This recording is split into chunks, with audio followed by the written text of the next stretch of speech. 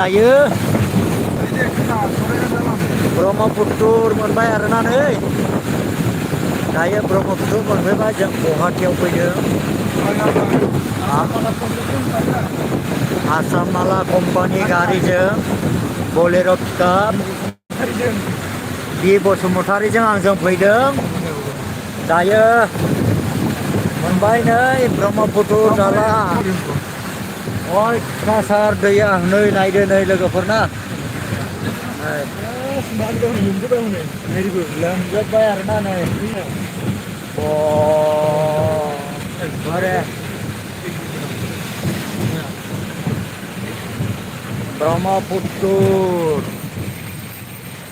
ब्रह्मपुत्र दालां मोनबाय नायदो नै हाजोफ्रा ओरैबायदि खाथारनाक एसे खरा लागायलायगौमोन जेबो नोगोरावनो ब्रह्मपुत्र दालां मोनबाय आरोना नै दायो अयथासार गोलाव फाग्लिया ब्रह्मपुत्र मोनदों दासो नै ब्रह्मपुत्र दालां गुवाहाटी मोनबावाखै दासो ब्रह्मपुत्र मोनदों जोङो नै आग्ला जागोनलै माला सहैफिनांगौ जाखोलै न'आवलाय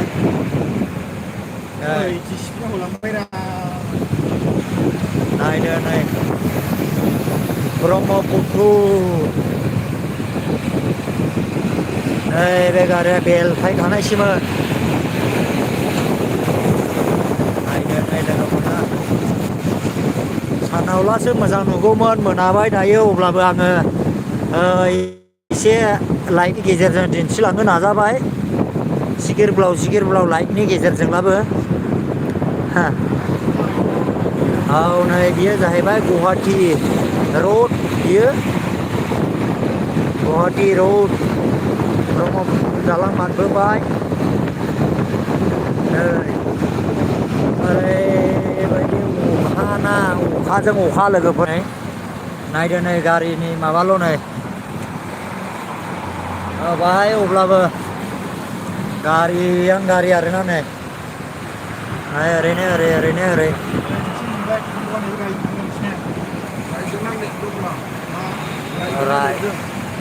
लेफ्टजोंसो दां लेफ्टजों नै बैजों दां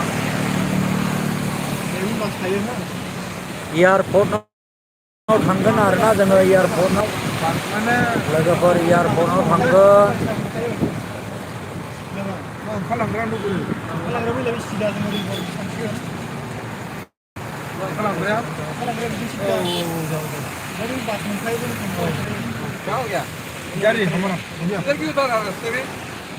इधर जाना है हमारा हम लोग इधर जाएगा हम लोग ऊपर नहीं जाएगा अच्छा ऊपर जाएगा और नीचे का रास्ता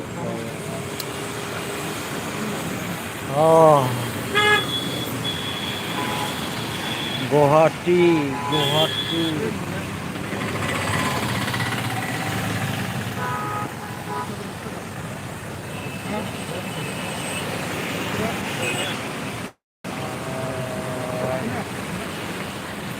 मोनबाय आरोना नै ओरैबायदि हां जाबाय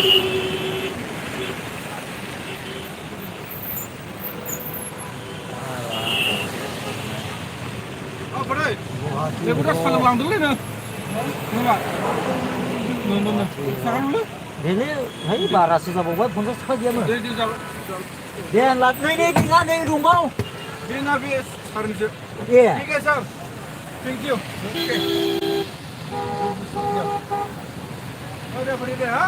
थांदो फन बुंना मोजां थांदो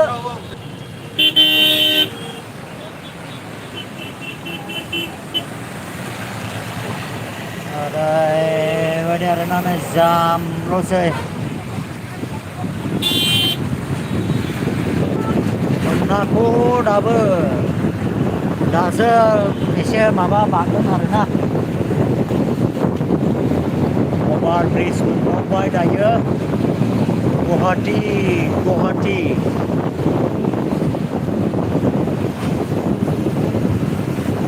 फुरा अखा नै अखा अखाजों अखा फुरानो नै गुवार आरो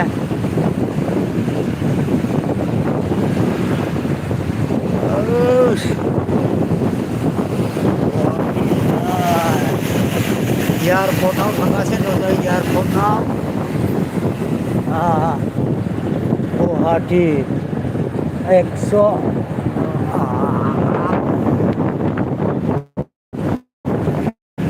आया फ्लाइअभार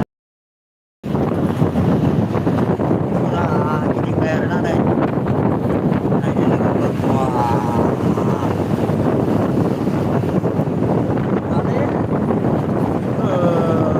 फैबाय आरोना नै गिदिंनाया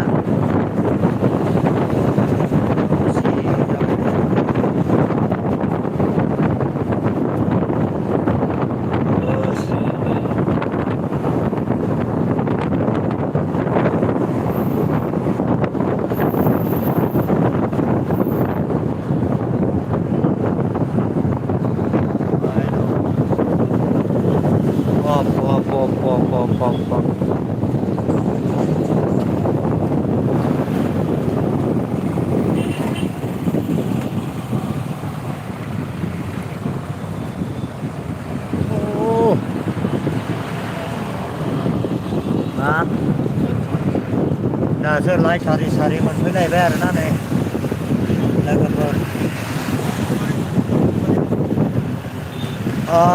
जालुकबारि मोनबायलै जालुकबारि आयौ दै गोजासै आरोना नै बे गोसोमा दै गोजा आरोना दै लोमजोबबाय नै बेफोरो दै गोजा हनै जालुकबारि मोनदों दासो जालुकबारि बानजुतबारि मोनबाय Kelaikan karya lebar, bola rolanya sandor saat banyak kawan, mas mau terus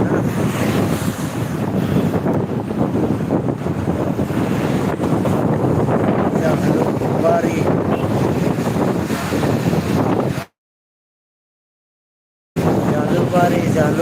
Jalugbari.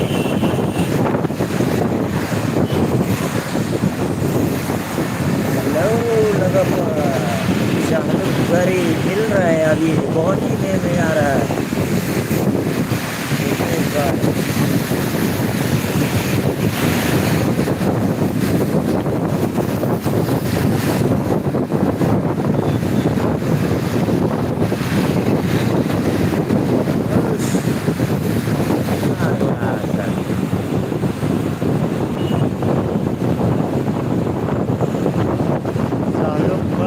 Jalugbari video deh लगातार video lain mau share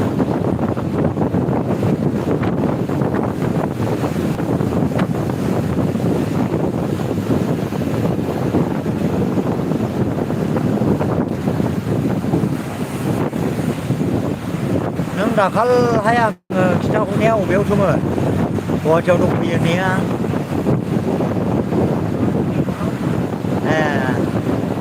ना नों ओंखाम hotel नागिरबायदों होनलायनाया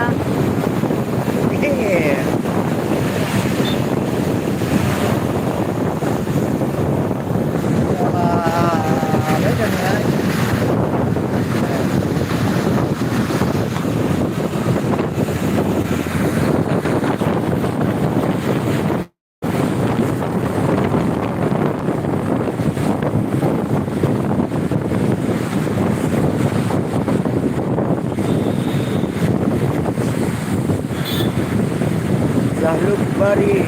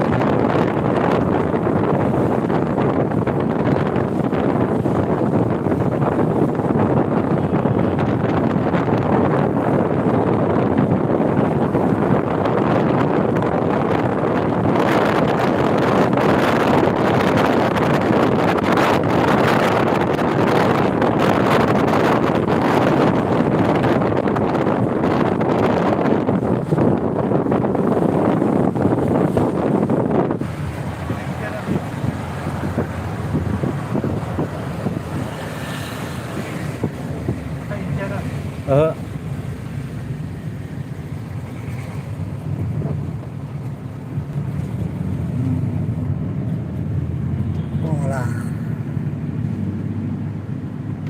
Kontak gentas belum gentas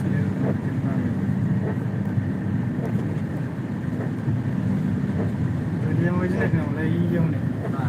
Dia mau jenak gas nih. Baru di malam dalam saling bersama ngomong berapa? Kau kan. Wah, baru sama lawan. Ses, sedangkan mau stay.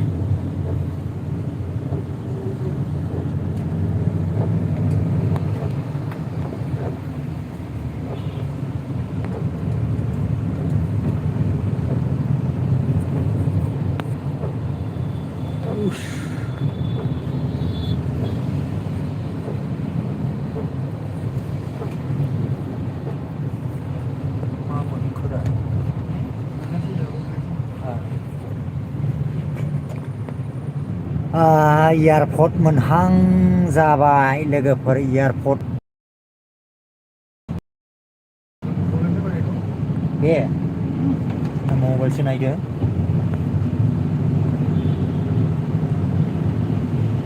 आदाबारि मोनबाय नामा आदाबारि औ आदाबारि मोनबायथ' औ आदाबारि मोनबायलै आदाबारि आदाबारि मोनफैबाय नै लोगोफोर दायो जोंहा आदाबारि जालुकबारि बारबोनानै आदाबारि मोनफैबाय आरोना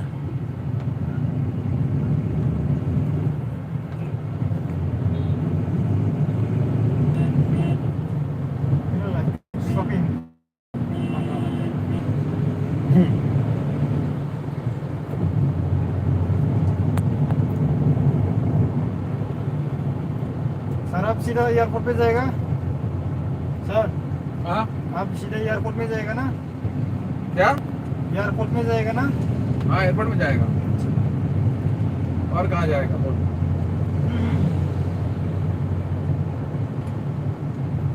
अंदर जो घुसेगा ना गाड़ी पार्किंग के लिए पैसा लेता है अंदर नहीं घुसेगा बाहर ही और क्या है ना सर क्या मतलब जो ये गेट है ना हाँ उसमें पैसा देना पड़ेगा ना गेट तक कैश देना पड़ेगा या वो चलेगा गूगल पे मतलब निकलने में पैसा लेता है घुसने में नहीं लेता तो क्या कहेगा तू मेरे को कहाँ छोड़ेगा अंदर जाएगा कि नहीं जाएगा तो अंदर तक नहीं जाएगा सर क्यों ये बात आपको बताएगा अंदर तक जाने के लिए कोई जरूरत नहीं है मेरे को ऐसे चल के जा सकता है नजदीक है हाँ नजदीक है इधर ही है मतलब इधर पार करेगा तो एयरपोर्ट मिल गया इस तरफ मतलब इधर ये रहता है ना गेट हाँ चलना पड़ता है क्या ज्यादा नहीं ज़्यादा नहीं है मैं आपको एयरपोर्ट तक छोड़ देगा लेकिन गाड़ी नहीं घुसाएगा तो घुसाएगा तो क्या होएगा घुसाएगा तो 500 एक ही बार में क्यों एक ही बार में 500 लेता है ये प्रोडक्ट मिनट हिसाब से लेता है पैसा बनी मिनट हिसाब से लेते हैं एक मिनट में 70 रुपये 1 मिनट 70 रुपए तेरा 500 रुपये कैसे जाएगा जाएगा ना सर जैसे कि 10 मिनट तक आप में अगर रुका है फिर 10 मिनट रुकेगा क्यों रुकेगा तो नहीं है फिर ये थोड़ा नहीं सर मतलब मैं बता रहा हूँ ना सर जब मेरा ये एयरपोर्ट तक लेके जाएगा मैं सभी को ऐसा सोचता है मतलब इधर ही एयरपोर्ट है तो गेट नहीं पार करेगा मेरे को अंदर लेके जाएगा तो प्रॉब्लम क्या आएगा देखेगा तो बताए आप देखेगा तो समझ में आएगा कैसा है अगर आप लोग बोला तो मैं बताएगा वो ट्रैफिक रहता है क्या अंदर फिर मतलब बेकार में पैसा देना पड़ता है बेकार हो जाएगा बात तो तेरा सही है हाँ बेकार में पैसा देना पड़ेगा तो 2-3 बार पैदल मेरे से मिल गया है आपको देखने से समझ में आएगा पानी गिर रहा है क्या लेकिन बारिश गिर रहा है क्या बारिश गिर रहा है तो अंदर छोड़ दे पैसा मैं दे दूंगा अंदर तक छोड़ देगा सर अंदर तक ही जाता है लेकिन गेट पार नहीं करता है अच्छा अच्छा हाँ वही बात है ठीक है अंदर तक ही गेट से मुड़ के आएगा वापस गेट तक छोड़ता है समझ गया थोड़ा सा चलना पड़ेगा 100 मीटर 100 मीटर भी नहीं है तो 100 मीटर भी नहीं है थोड़ा सा ही चल और सही चलना है, 2-3 बार कट। ठीक है, तो अच्छा है, पैसे क्यों देने का। हाँ, ये तो बोल रहा था।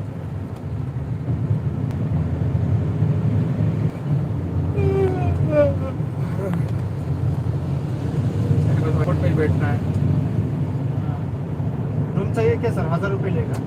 क्या करेगा रूम में बैठ के। AC रूम में लेगा 1000 रुपये। तू जाएगा कैसा एयरपोर्ट तक? सुबह मिलेगा मुझे रिक्शा विक्शा?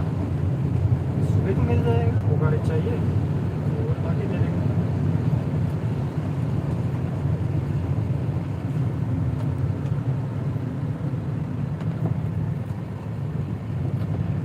सुबह 5:30 बजे का फ्लाइट है, 3 बजे मेरे को निकलना पड़ेगा। 3 बजे गाड़ी मिलेगा मेरे को? 3 बजे में तो नहीं मिलेगा। फिर हाँ, वही तो दिक्कत है।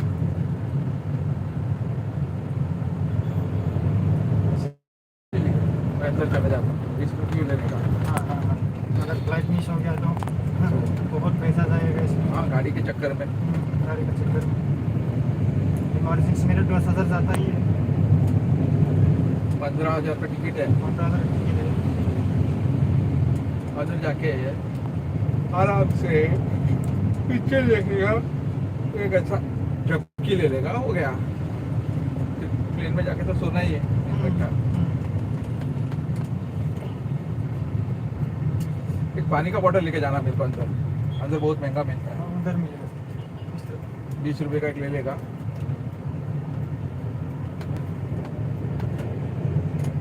अंदर में बहुत महंगा है,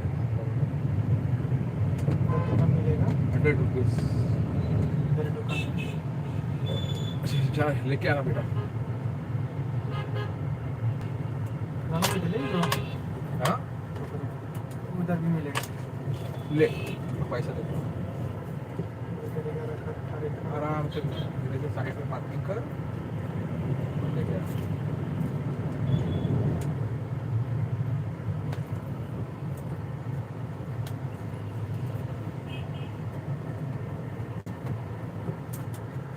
Bro, Hmm. dia di bawah bisa. Mua thêm người Iya, hả? betul. Di bawah company ala. Vụ kia thua Hah? kia lấy vụ Di bawah company ya. Ini pun mungkin dah. hả? Ini video kan mungkin cuma. Đều lên mới được khoản Ini lain jenis apa ni?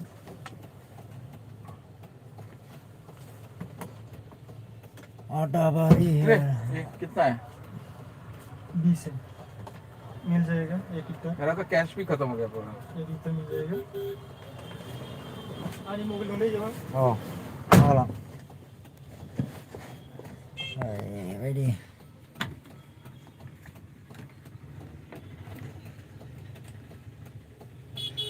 ada bari mình bay đài platform mình xe rồi nè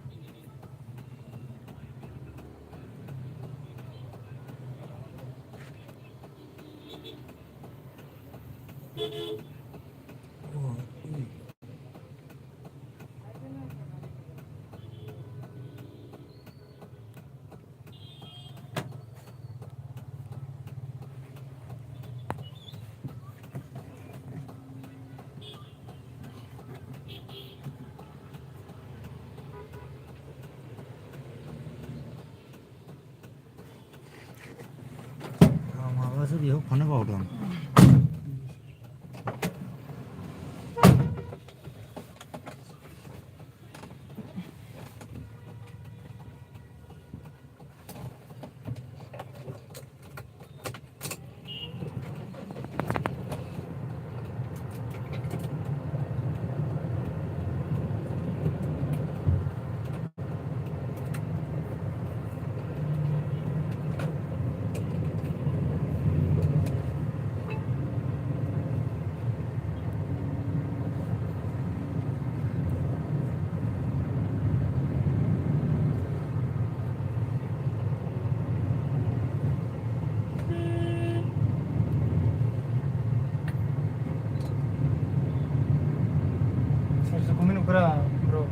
गैया सासेल' हरना दङ आंनाल' फैखालै मिथियो मा आंनाल' फैखालै जिउआनो औ गैया मानसिफ्रानो नै अखा हानानै दंजोबमोनदां होजोंबो दिनै अखा हादों बायदि मोनदों आं होजों हादोंगोन नानिया फन हरनाया सें सें सें सें खोनालायदों गांडुनि गारि सालायनाय बेखौलाय फैलाव बसुमतारी दं सार गुवाहाटी आदाबारि औ एयारपर्ट मोनबायानो ने मा अ एयारपर्ट मोनबायानो माथो औ गुवाहाटी एयारपर्ट मोनफैबाय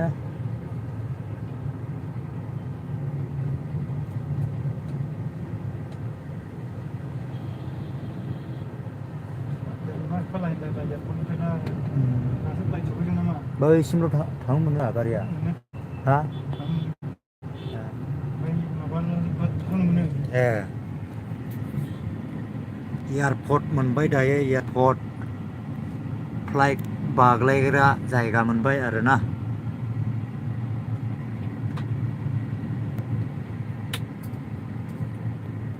यहाँ आ गया गेट यहाँ पे यहाँ आगे पूरा सोल्ड देगा पूरा अब कैंसिल मत लो मैं सोल्ड देगा मैं पूछ रहा हूँ कहाँ पे हाँ एयरपोर्ट में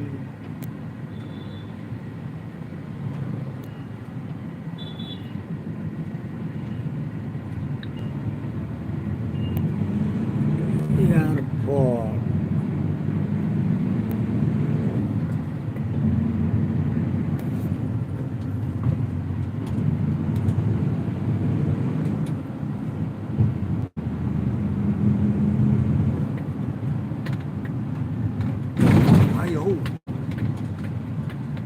उस गारिया ने देखो मैं यहाँ तक सोल्ड पाएगा फिर यहाँ से कैसे जाएगा इधर ही एयरपोर्ट है ये देखो वो तो मालूम है लेकिन यहाँ से कैसे जाएगा यूटर्न मारेगा हाँ न्यूट्रल मारेगा यूटर्न मारेगा ऐसा मार सकता है हाँ कैसे रुक ठीक है अच्छी जगह है पैसा भी बचता है हाँ इधर क्यों जाने का हाँ सही बात है मैं आते रहता है सर दायो एयारपर्ट मोनफैबाय आरोना नै चलो मेरा बैग दे दो रुको सर रुको तो आगे बढ़ेगा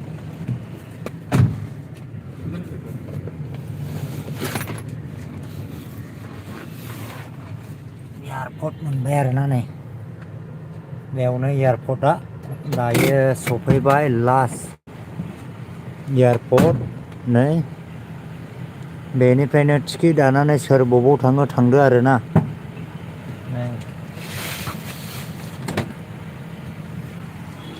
बेनिफ्रायनो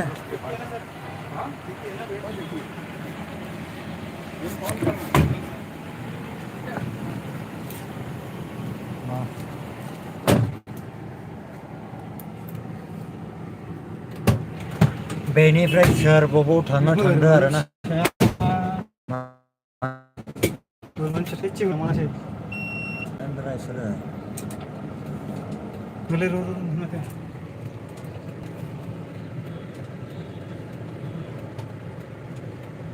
बेवहाय भिडिअ खेबलाबायनो मोनो ना मोना मोनो गारिखौ नेथ'नो मोनलिया जों नै खाथियाव नेथ'नो मोनो एयारपर्ट मोनबाय आरोना नै लोगोफोर बेनिफ्रायनो टिकेट दानानै सोर बबाव थाङो थांदो रो मोनाखै आं दस मिनिट औ दे बेखौ दे दे दस मिनिट मोनाखै गासै